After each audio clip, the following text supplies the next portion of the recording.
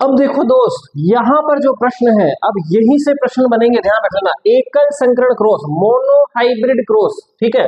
Monohybrid cross, cross यानी जैसे अपने मनुष्यों में क्या होता है, मैथुन क्रिया होती है, सेक्स की क्रिया होती है, ऐसे ही प्लांट्स में अपन क्या बोलते हैं, उसको क्रॉस बोलते हैं, ठीक है। एकल संकरण क्रॉस। अब इसमें क्या होगा, अपन क्या करेंगे, एकल का मतलब क्या होगा, कुछ ना कुछ एक चीज ले रहे हैं, क्या ले रहे हैं, एक पौधा ले रहे हैं, नहीं, क्रॉस कराने के लिए दो पौधे चाहिए, क्योंकि लैंगिक जनन में आपने पढ़ लिया है कि दो चीजें चाहिए, दो पौधे चाहिए, दो मनुष्य चाहिए, कोई भी दो जीव चाहिए। तो एकल संकरण क्रॉस के अंदर एकल का मतलब क्या है, यहाँ एक लक्षण लेंगे, एक लक्षण पे क्रॉस कराएंगे, क्या कराएंगे कि एक जोड़ी विपरीत लक्षणों को अपन प्रयोग में लेते हैं, तो वो क्या कहलाता है, एकल संकरण क्रॉस। तो एक जोड़ी अपन क्या ले लेते हैं, यहाँ पर कोई लक्षण ले लेते हैं, जैसे मान लो अपने लंबेपन का, बुक के अकॉर्डिंग ही काम करते हैं, तो लक्षण लिया आपने लंबाई का, कौन सा लिया दोस्त, लंबाई का लक्षण लिया। तो लंबाई में दो प्रकार के हो जाएंगे लक्षण, यानी एक जोड़ी विपरीत लक्षण ले रहे हैं, एक जोड़ी विपरीत लक्षण, एक जोड़ी विपरीत लक्षणों पर यदि प्रयोग किया गया तो वो कौन सा, या क्रॉस करवाया गया एक जोड़ी विपरीत लक्षणों को लेकर, तो क्या कहलाएगा, वो एकल संकरण क्रॉस कहलाएगा। आगे बात समझ में। लंबाई की बात करते हैं तो ये तो हो गया लंबा, और ये हो गया बोना, ये दो प्रकार के आपने विपरीत, क्योंकि एलिन लेने हैं, युग्म विकल्प लेना है। लंबा का क्या होगा, टी टी, और बोने का क्या होगा दोस्तों, टी और टी, ये आप देख चुके हो दोस्त। अब क्या करेंगे अपन, मान लो इनके बीच में अपने को क्या कराना है, क्रॉस करवाना है, तो ये लंबा हो गया, ठीक, और ये बोना हो गया। ये दोनों कौन है दोस्त, जनक है, एक मम्मी है और एक पापा है, ठीक भी, ठीक, समझ में आ गई बात। अब जनक की बात करें, लंबा है तो लंबे को आपने टी और टी से प्रदर्शित कर दिया, और बोने को किससे प्रदर्शित कर दिया, टी और टी। और क्रॉस का मतलब इस प्रकार से इन दोनों के बीच में क्या करवाना है, क्रॉस करवाना है। अब आपको पता है लैंगिक जनन के लिए जैसे आपने शुक्राणु और अंडाणु बने थे, वो क्या थे दोस्त, युग्मक थे, क्या थे, युग्मक। हाँ, युग्मक में क्या होता है कि उसमें क्या होता है, गुणसूत्रों की संख्या क्या हो जाती है, आधी हो जाती है। तो यहां मैं युग्मक बना रहा हूं दोस्त इसमें, तो लंबेपन का एक युग्मक तो बन गया, देखो टी, और दूसरा बन गया टी, और इस बोनेपन का भी युग्मक बनाते हैं तो एक बनेगा टी और दूसरा बनेगा टी टी। अब इसकी पहली पीढ़ी तैयार करते हैं, यानी पहला परिवार, और परिवार को इंग्लिश में बोलते हैं फैमिली, तो फैमिली के एफ से लेते हैं, तो F1 पीढ़ी जो इसकी तो तैयार होगी क्रॉस के बाद। देखो इस टी से अगर मान लो इस टी का क्रॉस करवा दिया जाए तो क्या बनेगा, ये टी और टी। आगे बात समझ में। अगर मान लो इस टी का इस वाले टी से क्रॉस करवा दिया जाए तो तब भी क्या बनेगा, टी और टी। फिर इस वाले का इस वाले से क्रॉस करवा दिया जाए तो टी और टी, और इधर इस वाले टी से स्मॉल टी से क्रॉस करवा दिया जाए तो कैपिटल टी और स्मॉल टी, इस प्रकार का बनेगा। अब आप मुझे बताओ कि प्रथम पीढ़ी F1 पीढ़ी के अंदर आप मुझे बताओ कि किस प्रकार के पौधे पैदा हुए, तो आप बताओगे साहब सभी लंबे हैं, सभी लंबे हैं, वेरी गुड, सभी क्या है दोस्तों, लंबे हैं।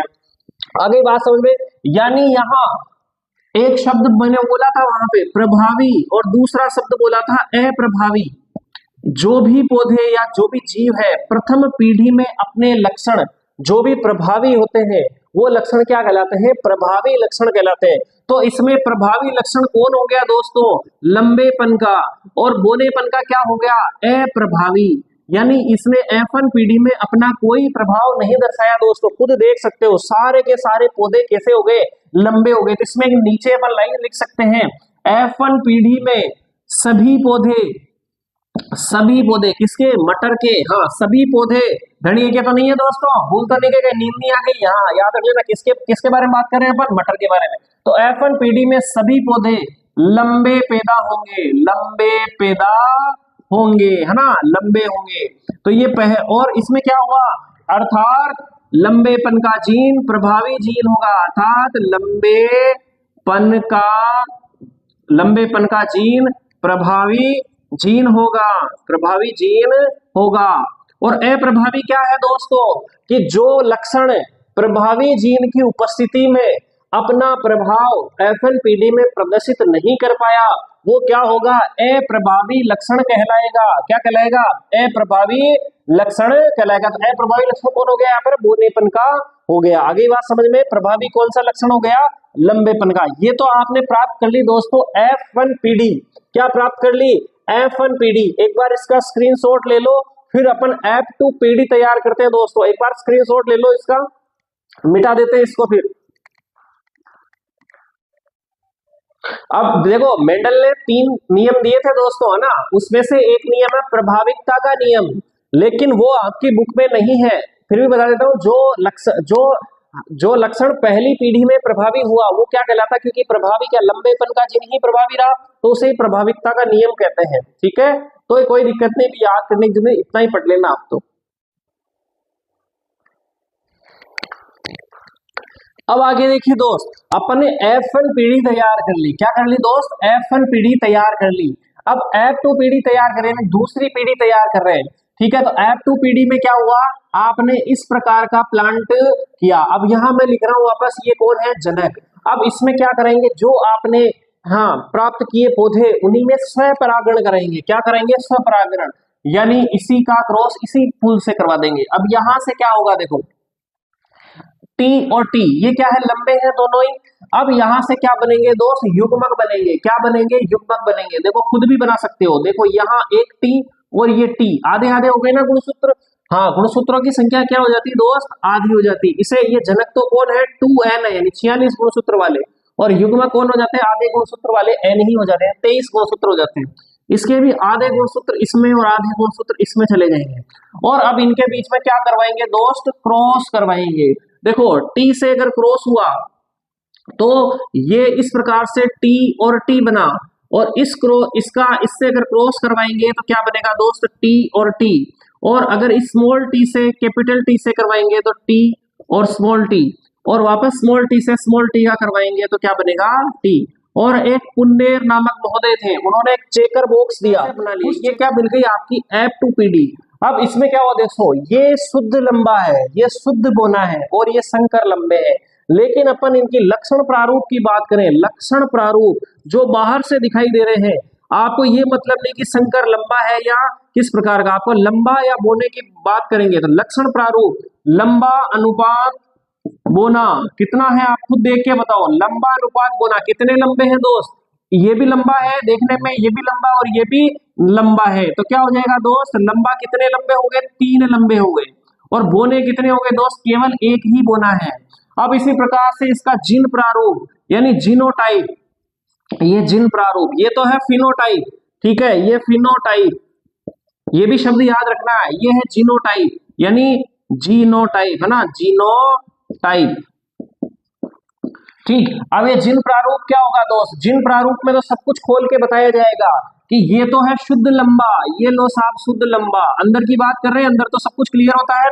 और ये क्या हो जाएगा, अशुद्ध लंबा, अशुद्ध लंबा, और इसके अनुपात में किसको रख देंगे अपन, शुद्ध बोना, शुद्ध बोना। देखो अब शुद्ध लंबे कितने दोस्त, एक ही है, बिल्कुल एक ही है। और शुद्ध बोने कितने हैं दोस्त, शुद्ध बोने भी एक ही है। लेकिन अपन बात करें अशुद्ध लंबे कितने दोस्त, 2 है। तो अगर कभी पूछ लिया जाए आपको कि एकल संकर क्रॉस के अंदर लक्षण प्रारूप कितना होता है, तो 3:1, और जिन प्रारूप कितना होता है, 1:2:1। अब आपको यहाँ एक भीषण सवाल पूछा जाता है दोस्तों, हाँ बहुत ही खतरनाक सवाल कभी कभी, और कई कंपटीशन एग्जाम में अच्छे अच्छे मार्क इसमें फेल हो जाते हैं। वो क्या होता है, मैंने शुरू में लिखाया था समयुग्मजी, समयुग्मजी, समयुग्मजी और विषम युग्मजी, विषम युग्मजी, समयुग्मजी और विषम युग्मजी का अनुपात कितना होगा, तो आप बताइए। समयुग्मजी कितने हैं, समयुग्मजी कितने, देखो दोस्त ये भी समयुग्मजी और ये भी समयुग्मजी 2, और विषम युग्मजी कितने हैं, ये 2। तो वास्तव में अनुपात कितना आ गया इसका, 1:1। चाहे आप एक संकर क्रॉस कराओ चाहे द्विसंकर क्रॉस करवाओ, सब में समयुग्मजी और विषम युग्मजी का जो अनुपात होगा वो दोस्तों कितना होगा, 1:1 ही आएगा। याद रख लेना, इसको आप छाप लो एक बार।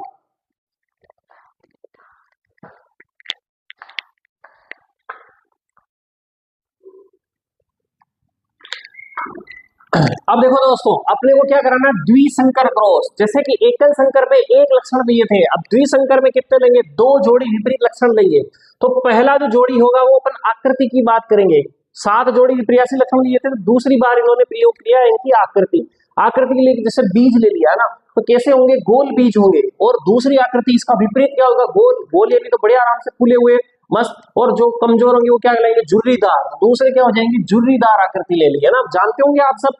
अब इसी प्रकार से दूसरा जोड़ा जो बीज पत्र का रंग ले लिया, तो या तो पीले ले लिया या हरा। अब देखो इसको याद कैसे रहेंगे, गोल, गोल का प्रतीक दिया R R, R R R film नहीं, यहाँ गोल मतलब राउंड, आर से R O U N D, round, round मतलब गोल होता है, तो यहां से ले लिया आर है ना, क्योंकि ये प्रभावी है तो इसको क्या ले लिया, हाँ कैपिटल आर के रूप में ले लिया।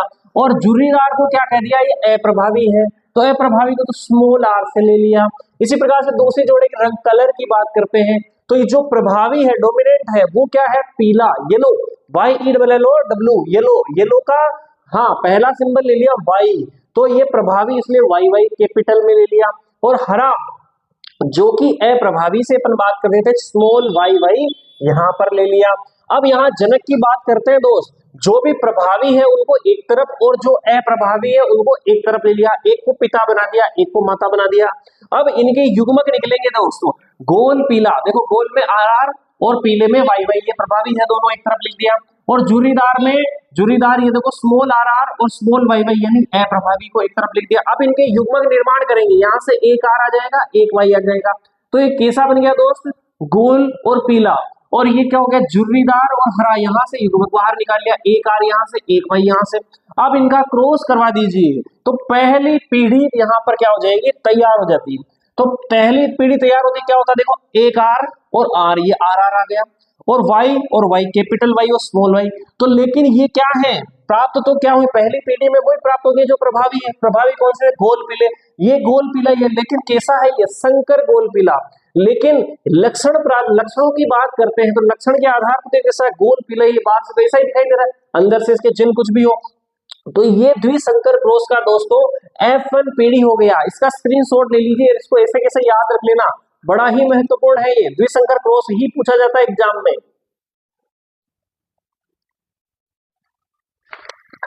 हाँ दोस्तों, अब अपन F2 पीढ़ी तैयार कर रहे हैं। कौन सी पीढ़ी तैयार कर रहे हैं, F2 पीढ़ी। दो लक्षण लिए थे F2 पीढ़ी, F1 पीढ़ी में अपने को ये मिला था, संकर गोल पीला।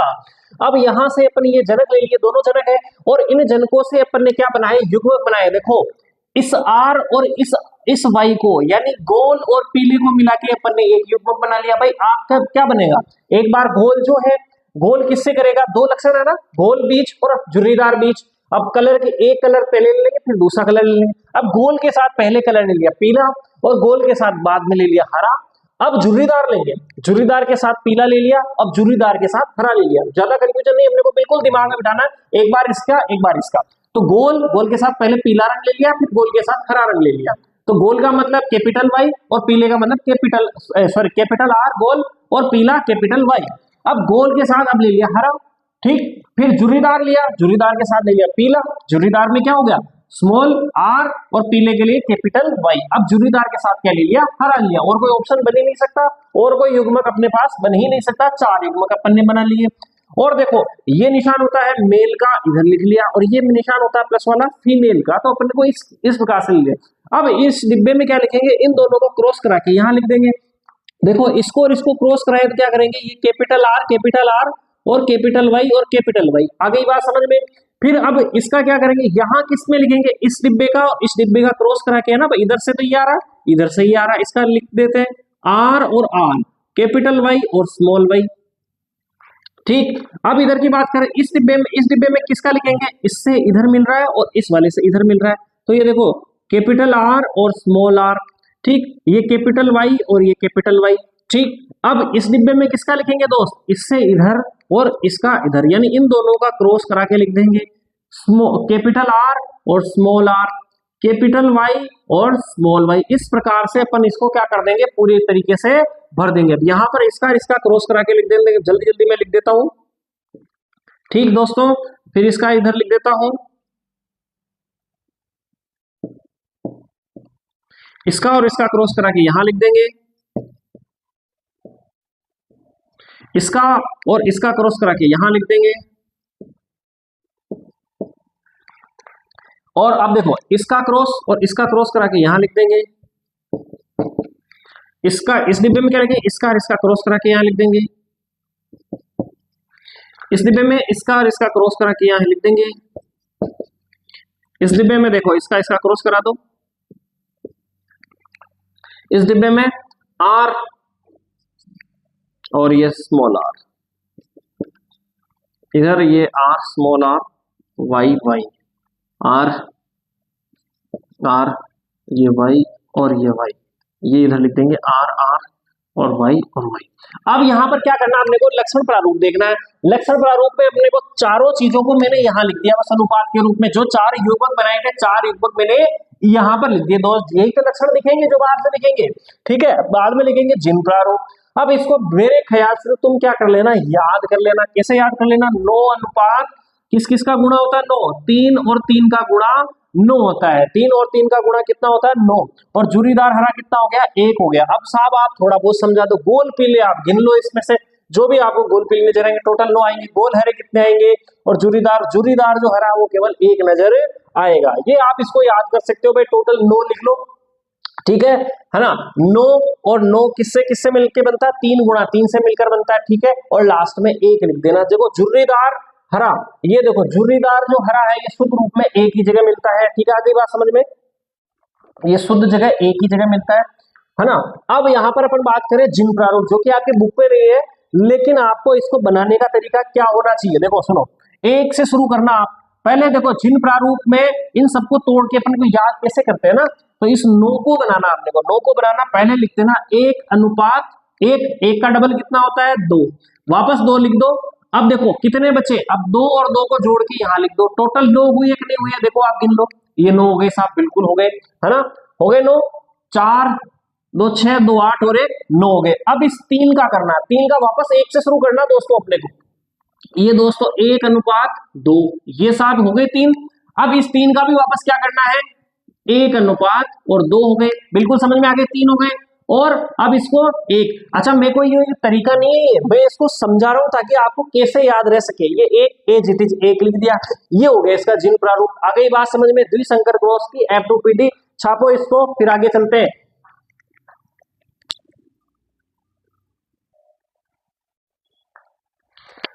हाँ दोस्तों देखो, अब इस लेसन, इस पार्ट का, इस चैप्टर का आपका आखिरी सेगमेंट है लिंग निर्धारण, सेक्स डिटर्मिनेशन, कि आप लड़का पैदा होगा या लड़की, यानी पुल्लिंग होगा या स्त्रीलिंग होगा। अब आप जानते हो कि मनुष्य में कितने गुणसूत्र होते हैं, अब तो याद हो गया साहब 46। जोड़ी की बात करा तो 23 जोड़ी, बिल्कुल। और इनमें कई साहब 44 जो गुणसूत्र होवे वे कैसा होवे, कई के गुणसूत्र होवे साहब, जो शरीर का निर्माण करे, आपकी आंखें, हाथ पैर, आपकी लंबाई चौड़ाई को निर्धारण करे, कई के गुणसूत्र, बिल्कुल सर, अब तो रट के लिए। और 2 कौन से बचे, जो होते हैं आपके सेक्स क्रोमोसोम, लिंग गुणसूत्र होते हैं दोस्तों, लिंग गुणसूत्र, जो आपका पता करते हैं कि भाई लड़का है या लड़की। अगर ये 2 में से क्या होंगे, देखो 2 कौन से होंगे, यदि नर है तो उसमें 2 कौन से होंगे, एक एक्स होगा और एक वाई होगा। और अगर मान लो मादा है तो मादा में क्या होगा, एक एक्स होगा और दूसरा भी एक्स होगा। अब यहाँ पर अपन पता करते हैं, इसी प्रकार से लिख रहे हैं कि मनुष्य में कुल 46 गुण, अगर प्रश्न आ जाए तो मनुष्य में कुल 46 गुणसूत्र यानी 23 जोड़ी गुणसूत्र होते हैं, जिनमें से 44 गुणसूत्र यानी 22 जोड़ी जो गुणसूत्र है, यहाँ लिख देता हूँ 22 जोड़ी जो गुणसूत्र है या 44 गुणसूत्र है, वो अपने शरीर का निर्माण करने वाले गुणसूत्र यानी कई गुणसूत्र कहलाते हैं, और 2 लिंग गुणसूत्र कहलाते हैं, जो कि नर और मादा का निर्धारण करते हैं। आगे बात समझ में। और नर में कौन से होते हैं, एक्स और वाई गुणसूत्र होते हैं, और मादा में लिंग गुणसूत्र के नाम से एक्स और एक्स गुणसूत्र होते हैं। अब यहाँ पर अपन कर लेते हैं दोस्त, ये तो है पिता, है ना, जनक, वही बात करते हैं अपन मटर वाली चीज, उसी हिसाब से लिखते हैं। ये पिता और ये माता, इनके बीच में क्रॉस करवाया, ठीक है। अच्छा, पिता में कितने गुणसूत्र, में पहले यहाँ लिख देता हूं, कितना लिखूं, 44 प्लस एक्स या एक्स वाई, क्योंकि पिता है नर है, और माता 44 प्लस एक्स और एक्स। आगे बात समझ में, ठीक है साहब। अब इनके युग्मक बना लेते हैं, युग्मक क्या बना लेते हैं दोस्त, युग्मकों में गुणसूत्रों की संख्या रह जाती है आधी, यानी इसकी आधी रह जाएगी 22, और एक बार तो 22 के साथ में कौन आ जाएगा, 22 प्लस एक्स आ जाएगा। एक युग्मक तो ये बन गया दोस्तों, और दूसरा युग्मक क्या बन जाएगा, 22 गुणसूत्र, और अब कौन बचा, वाई बचा दोस्तों, ठीक है। और मादाओं से भी आपने युग्मक निकाले तो 22 प्लस एक्स और दूसरा इसका भी सेम होगा 22 प्लस एक्स, क्योंकि दोनों में क्या है दोस्तों, एक्स एक्स है। अब इनमें क्या करवा देते हैं अपन, क्रॉस करवा देते हैं, ठीक है। तो 22 प्लस एक्स सबसे पहले इस 22 प्लस एक्स से मिलेगा, ठीक है। 22 प्लस एक्स पहले इससे इस वाले गुणसूत्र को दोनों से मिला देते हैं, फिर इस गुणसूत्र को अगले वापस दोनों से मिला देंगे। तो 22 और 22 कितने हो जाते हैं दोस्तों, 44, और x क्या हो जाता है, ये लो साहब x प्लस एक्स, टोटल वापस क्या हो गए, 46 गुणसूत्र हो गए। फिर अपन बात करते हैं, देखो ये डिब्बे में बंद कर देता हूं, और अब इसकी बात करते हैं, इससे मिला देते हैं दूसरे वाला। तो ये देखो 22 और 22 अगेन 44 प्लस x और x वापस क्या हो गया, x और x। आ गई बात समझ में। अब इस y वाले से करते हैं y गुणसूत्र, ठीक है। ये y गुणसूत्र देखो 22 और 22 कितने हो गए, टोटल 44 प्लस इधर y उधर x, तो अपन इसको लिख देते हैं एक्स वाई, कोई दिक्कत नहीं, पहले वाई एक्स वाई कोई दिक्कत, ए आगे पीछे लिखो कोई दिक्कत नहीं। अब इसको गुणा कर देते हैं अपन इससे, तो यहाँ पर क्या है, वापस 22 और 22 हो जाते हैं 44, और वापस क्या हो जाते हैं एक्स वाई। अब आप मुझे बताइए कि यहाँ पर क्या लड़का है या लड़की, ये देखो दोस्त, ये भी क्या है, लड़की है ना, एक्स एक्स आ रहा है, इधर भी एक्स एक्स यानी क्या है, ये लड़की, और ये एक्स वाई आ रहा है यानी ये क्या है, लड़का, और एक्स वाई आ रहा है, इसका मतलब ये भी क्या है, लड़का। यानी यहाँ पर लड़का और लड़की का अनुपात कितना हो गया दोस्त, 50-50%। आ गई बात समझ में, 50-50%, यानी 1:1। आ गई बात समझ में। अब मुझे आप बताइए कि लड़का पैदा होगा या लड़की, इसमें से समझ के बताइए कि पिता पर निर्भर कर रहा है या माता पर। और माता जी में तो एक्स एक्स है, छाओ जो मिलो एक्स ही मिली, बिल्कुल एक्स ही मिली। पिताजी में निर्भर करता है कि वो युग्मक है ना, ये युग्मक है। तो नर में युग्मक कौन से होते हैं, ये शुक्राणु, ये कौन है, शुक्राणु। और मादाओं में कौन से युग्मक है, अंडाणु, है ना। तो अंडाणु में तो सब में एक्स ही एक्स वाले अंडाणु होंगे, लेकिन कुछ जो शुक्राणु होंगे उसमें एक्स होंगे और कुछ शुक्राणु होंगे वाई में होंगे। यदि एक्स वाला शुक्राणु अंडाणु तो एक्स ही है, उससे मिलेगा अंडाणु से, तो क्या पैदा हो जाएगी, लड़की। और यदि वाई वाला शुक्राणु और अंडाणु से मिलेगा वाई वाला शुक्राणु, तो क्या पैदा हो जाएगा, लड़का। यानी लिंग निर्धारण में महत्वपूर्ण भूमिका किसकी होती है दोस्तों, पिता की। और इतने सालों तक साइंस नहीं समझते हुए अपन किसको दोष डालते थे, महिलाओं को, कि लड़की लड़की लड़की पैदा हो रही है, तो आप लड़के की दूसरी शादी करा दीजिए ताकि क्या पैदा हो जाएगा, लड़का। अबे साले, उस लड़की की दूसरी शादी कराओ, है ना। तो निर्भर किससे कर रहा है, लड़के पर। आगे बात समझे, पूरा पाठ खत्म होता है, अपन बायोलॉजी के सारे टॉपिक बढ़िया तरीके से पढ़ लिए दोस्तों। अब आपकी जिम्मेदारी बनती है कि इस टॉपिक को, इन सारे वीडियो को आगे तक फैलाओ, लाइक शेयर सब्सक्राइब करो, इससे हमारे को मोटिवेशन मिलेगा और दूसरों तक पहुंचाओ। जैसे तुम्हारा लाभ हो रहा है, अच्छी तरीके से आप बढ़िया कम समय में अच्छे नोट्स प्राप्त करें, उसे दूसरों तक भी पहुंचाओ। क्यों, क्योंकि कर भला तो हो भला। ओके, जय सिया राम।